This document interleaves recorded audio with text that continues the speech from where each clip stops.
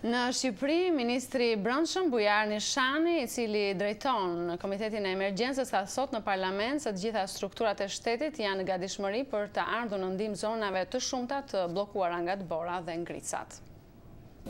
Ky operacion me kapacitet të plota të gjitha institucioneve shtetërore do të vijojë gjatë gjithë ditëve, pasi fatkeqësisht presim ende një përkeqësim të motit, pritet ende një fluks i dytë i rënies së Borës në ditët e ardhshme. I gjithë komiteti përkatës do të jetë pranë qarqeve problematike. Ky operacion me kapacitet të plotë.